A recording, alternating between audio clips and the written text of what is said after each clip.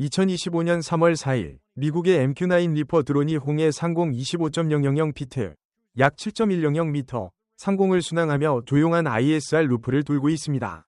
임무는 해상 운송 경로 추적, 열 감지 스캔, 그리고 비공식적으로 서부 예멘을 감시하는 것입니다. 평범한 임무였지만 오늘은 평범하지 않았습니다. 현지 시간 오전 8시 42분 리퍼에 탑재된 센서가 이상한 것을 감지했습니다.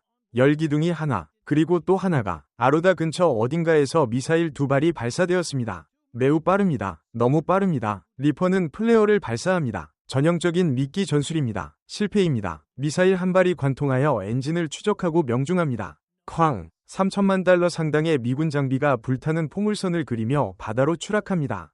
몇 분 후 후티 반군은 불타는 잔해와 새까맣게 탄 날개가 보이는 흐릿한 영상을 게시합니다. 그들은 자신들의 소행이라고 주장합니다. 시끄럽고 자랑스럽고 승리에 도취된 모습입니다. 한편 워싱턴에서는 무전이 끊겼습니다. 펜타곤은 어떤 확인도 거부했습니다. 기자들은 표준적인 답변을 받았습니다. 우리는 상황을 알고 있습니다. 하지만 바다에서는 이미 진짜 대화가 시작되었습니다. 후티, 호시들이 온라인에서 축하하는 동안 미군 지휘관들은 다른 것을 보고 있었습니다. 리퍼가 어두워지기 전에 보낸 생중계 영상이었습니다. 좌표, 열 데이터, 레이더 반사파 등 플레이북을 작성할 만큼 충분한 정보였습니다. 그리고 드론이 바다에 떨어지는 순간 이미 결정이 내려져 있었습니다. 추락으로 끝나지 않을 것이었습니다. 추락으로 시작될 것이었습니다. 드론이 타격을 입었지만 리퍼가 그날 단독 비행을 하지 않았기 때문에 미군은 막지 않았습니다. 북동쪽으로 약 40해리, 약 64km 떨어진 곳에서 제421 전투비행대 소속 F-16 전투기가 엄폐 비행을 하고 있었습니다. 고고도 전투 장비를 갖추고 순찰 구역을 감시하고 있었습니다. 근처에서 두 번째 MQ-9 전투기가 해안에서 더 멀리 떨어져 레이더 신호를 탐색했습니다. 첫 번째 리퍼가 추락하는 순간 두 항공기 모두 열 신호를 포착했습니다. 미사일 궤적, 연기, 그리고 무전 통신, 리퍼 2호 추락, 충돌 확인, 상공에서 예멘 해안선 바로 앞에 추락 지점을 이미 볼 수 있었다. 하지만 사령관을 당황하게 만든 것은 그것만이 아니었다. 그 다음에 온 신호였다. 리퍼의 마지막 통신은 단순히 피격되었다는 소식만 전한 것이 아니었다. 완전한 원격 측정 데이터, 발사 좌표, 근처 포대의 레이더 스파이크, 그리고 나중에 분석가들이 SA-6 또는 SCAD-급 미사일로 확인하게 될 방사능 정보까지 전송했다. 그 마지막 순간, 그야말로 황금알을 낳은 순간이었다. 후티의 영상이 센트콤 내부에서 입소문을 타는 동안 화면들은 환하게 빛났다. 드론 격추는 단순한 공격 이상의 것을 확인시켜 주었습니다. 정확한 발사 지점을 밝혀낸 것입니다. 그리고 그것은 무작위적인 것이 아니었습니다. 그 지점은 몇 주 동안 조용했습니다. 오늘 그 지점은 간신히 발사할 만큼만 굉음을 내며 다시 작동한 후 사라지려고 했습니다. 하지만 그것은 중요하지 않았습니다. USS 아이젠하워는 이미 원격 측정 신호를 보내고 위성 중계기로 전송했습니다. 드론이 바다에 충돌했을 때 해군은 불길이 어디에서 왔는지, 근처에 무엇이 있는지 이미 파악하고 있었습니다. 이제 더 이상 감시가 중요한 것이 아니었습니다. 보복이 중요했기 때문입니다. 미군 드론이 추락하면 사람들이 알아차립니다. 드론이 죽어가면서 표적 데이터를 전송하면 사람들이 움직입니다. 충돌 후 20분도 채 되지 않아 USS 드와이트 D. 아이젠하워의 전투정보센터는 좌표를 포착했습니다. 열 신호, 레이더 핑, 원격 측정 타임스탬프가 위성 감시 시스템과 동기화되었습니다. 발사 지점은 더 이상 유령이 아니었습니다. 모든 화면에서 빛나는 붉은 점이 되었습니다. 3층 아래 안전한 회의실에서 작전 장교가 디지털 지도 앞에 서 있었다. 함장은 목소리를 높일 필요가 없었다. 패키지 브라보, 준비하세요. 그 말 하나만으로도 항공모함은 수동적인 상태에서 약탈적인 상태로 전락했다. 패키지 브라보는 일상적인 작전이 아니다. 단순한 저공 비행 경고 사격이 아니다. 다단계 보복 공격이다. 미리 대비하고 대기하며 그저 이유만 기다리고 있다. 후티스가 방금 그들에게 한 가지를 주었다. 40분이 지나자 항공모함 갑판 승무원들은 이미 잼과 유해 미사일을 발사하고 있었다. 조종사들은 침상에서 끌려나와 브리핑을 받고 있었다. 아무도 설득할 필요가 없었다. 그들은 영상을 봤고 리퍼가 실시간으로 파괴되는 것을 지켜보았다. 한 장교는 나중에 그냥 드론이 아니었다.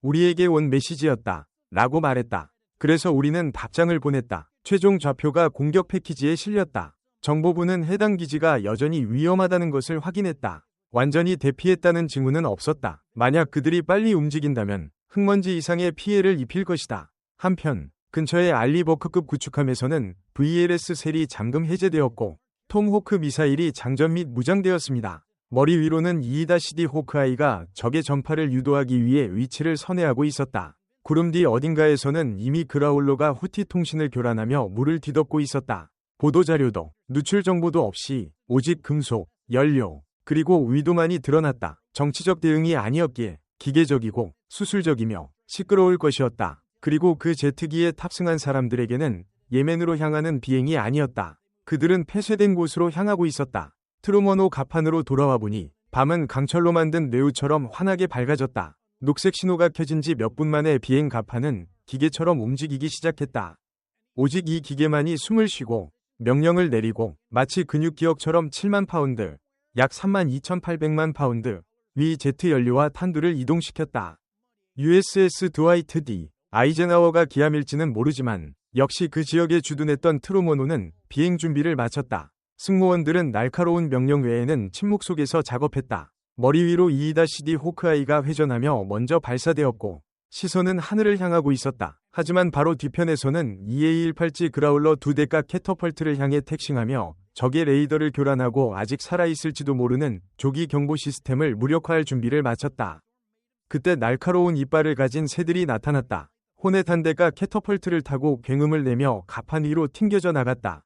발사 주기는 장혹했다. 30초마다 한 대씩. 홍해의 밤하늘은 출격을 위한 전쟁의 항로로 변했다. 한편 근처에 있던 알리버그급 구축함의 해치가 유압식 쉬익 소리를 내며 열렸다. 수직 발사 시스템이 가동되었다. 각 시스템 내부에는 토마호크 순항 미사일이 프로그래밍되어 발사 준비가 되어 있었다. 구축함의 레이더는 꾸준히 신호를 보내며 하늘의 이상 징후를 살폈다. 하지만 오늘 밤 그들이 무언가를 발사할 차례였다. 몇 초 만에 첫 번째 토마호크가 하늘로 굉음을 내며 발사되었다. 그리고 또 한 대, 또 한 대가 발사되었다. 여러 도메인에 대한 공격 패키지가 공식적으로 발사되었다. 바다에서, 하늘에서, 어둠 속에서, 그리고 메시지는 간단했다. 드론에 맞으면 우리가 때를 몰고 온다. 때가 오고 있었다. 그리고 그것은 미묘하지 않았다. 첫 번째 접촉은 현지 시각으로 새벽 2시 직후에 이루어졌다. 아로다 외곽의 이동식 발사대가 열감지로 잠시 불이 켜졌다. 몇 초 후 불이 완전히 꺼졌다. 25,000피트 상공에서 투하된 제2댐의 위에 폭발했다. 2차 폭발이 확인되었다. 탄약은 근처에 보관되어 있었다. 후티 반군은 기회를 잡지 못했다. 그들의 눈은 감겨 있었고 귀는 멀었으며 손은 너무 느렸다. 그리고 망치가 날아왔다. 두 번째 공격은 민간 산업지대 안에 있는 드론 창고로 추정되는 곳을 향해 나머지 공격 패키지를 떨어뜨렸다. 정밀 타격만 가능. 담보 없음. 하지만 건물은 사라졌다. 여러 차례의 2차 폭발음이 몇 분 동안 울려 퍼졌다. 연료, 폭발물, 전자장치. 그들이 숨기고 있던 것이 무엇이었든 간에 마지막 목표물 중 하나가 가장 중요한 목표물이었다. 로즈 산맥 언덕에 파묻힌 잘 알려진 지휘소. 깊숙이 묻혀 위장되어 있었지만 아무 소용이 없었다. 마지막 토마호크가 벙커 정중앙에 명중하면서 모래사장을 뒤덮는 충격파가 발생했다. 상공의 감시 드론이 벙커 문이 밖으로 날아가는 순간을 포착했다. 트루먼호로 돌아와 조종사들이 보고했다. 손실 없음. 모든 목표물 타격. 임무 완료. 하지만 환호는 없었다. 하이파이브도 주먹 인사도 없었다. 할리우드가 아니었다. 그저 조용히 고개를 끄덕일 뿐이었다. 임무 기록이 업데이트되었고 다음 임무를 위해 항공기에 연료가 보급되었다. 한편 센트콤에서는 공습이 성공했다고 선언되었다. 위험은 최소화되었고 사상자는 없었으며 여러 대의 HVT가 무력화되었을 가능성이 높다. 하지만 공식적인 반응은 여전히 없었다. 백악관은 침묵했다. 연단도, 보도자료도 없었다. 단순히 반격만 하려는 것이 아니었기 때문이다. 규칙을 재설정하는 것이었습니다. 후티 반군에게는 드론 발사대 하나만 잃은 게 아니라 지도까지 잃었습니다.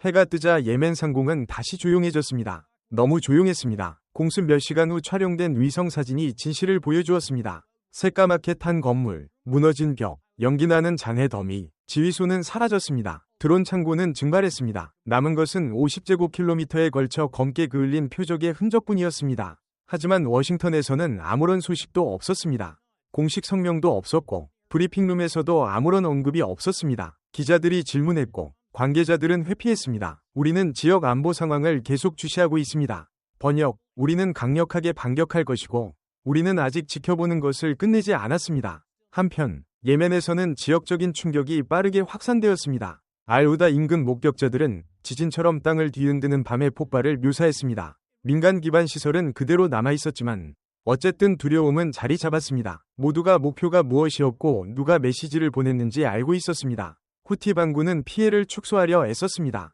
국영 언론은 조작된 사진을 공개하며 중요한 것은 아무것도 공격받지 않았다고 주장했습니다. 텅 빈 건물, 훈련장, 일상적인 폭파 장면만 포착했습니다. 아무도 그 말을 믿지 않았습니다.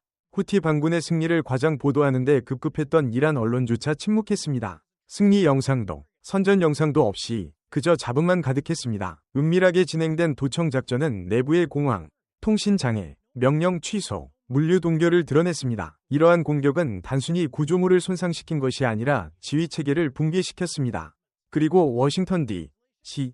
위 침묵은 의도적인 것이었습니다. 전쟁에서는 말하지 않을 때 말이 더 크게 들릴 때가 있기 때문입니다. 이미지가 모든 것을 말하게 놔두는 것입니다. 적이 작전이 끝났는지 아니면 이제 막 시작인지 짐작하게 두는 것입니다. 하지만 한 가지는 분명했습니다. 이것은 단순한 경고가 아니었습니다. 냉정하고 계산된 시범이었습니다. 정밀성, 속도, 손실 없음, 모든 사람, 특히 언덕과 해시태그 뒤에 숨은 사람들에게 미국의 자산을 함부로 공격할 수 없다는 사실을 일깨워주는 작전입니다. 만약 공격에 성공한다면 착륙을 기도하는 편이 나을 것입니다. 만약 그렇지 않다면 그 다음은 침묵입니다. 다음 폭발 직전에 그런 침묵 말입니다. 추락하기 전에 리퍼는 임무를 완수했습니다. 아시다시피 대부분의 사람들이 있는 것은 MQ-9가 단순한 비행 카메라가 아니라는 것입니다. 그것은 구글 어스에서 찾을 수 있는 그 어떤 것보다 더 날카로운 눈을 가진 본격적인 스파이 플랫폼입니다. 그리고 3월 4일에 타격을 입은 것은 모든 것을 목격했습니다. 충돌 직전 90초 동안 아루다 동쪽 해안 근처에서 상승하는 의심스러운 레이더 신호를 포착했습니다. 감시 레이더에서 기대할 수 있는 일반적인 저출력 방사가 아닙니다. 아니, 이번 것은 고주파, 단파, 발사 준비를 하는 지대공 미사일, 샘, 유닛의 전형적인 특징이었습니다. 리퍼는 확대, 핑, 그리고 실시간 전송을 했습니다. 발사체의 정확한 형태, 열 흔적, 출력 신호, 그리고 방향 스캔까지 모두 실시간으로 포착하여 항모 타격 전단 정보실로 바로 전송했습니다. 추적당하고 있다는 것을 알면서도 드론은 무전기를 손에 들고 기어가는 군인처럼 계속해서 촬영했습니다. 그리고 충돌하기 몇 초 전 위성 업링크를 통해 전체 이미지 버스트를 전송했습니다. 마지막 데이터 패키지 목표가 확인되고 위치가 검증되었으며 신호가 이란제 지대공 미사일 발사기인 SCAD-2 시스템과 일치했습니다. 쾅! 나머지는 우리가 알고 있습니다. 하지만 그 영상이 없었다면 미국의 공격은 그저 어둠 속의 한 방이었을 것입니다. 오히려 가슴에 메스를 맞은 셈이었습니다. 알고 보니 드론의 마지막 행동은 실패가 아니었습니다. 그것은 바로 인수인계였습니다. 그리고 그 피드 덕분에 후속 공격은 단순히 무언가를 명중시킨 것이 아니라 제대로 된 목표를 달성했습니다. 공격 후 무언가가 바뀌었습니다. 이는 단순한 임무 완수가 아니었습니다. 미군의 긴장구조 사다리 깊숙이 당겨진 레버였습니다. 조용하고 단호하게, 그리고 언론의 주목을 받지 않은 채 이 지역은 완전히 새로운 국면으로 접어들었습니다. 첫 번째 움직임은 교전 규칙이었습니다. 이전에는 홍해에 주둔한 미군이 엄격한 방어 태세 하에서 작전을 수행했습니다. 상대가 먼저 쏘지 않는 한 쏘지 마십시오. 하지만 이제 ROE, 전투 규칙의 새로운 조항이 추가되었습니다. 신호가 오면 파괴됩니다. 사격 통제 시스템과 유사한 모든 레이더 신호는 이제 선제 공격될 수 있습니다.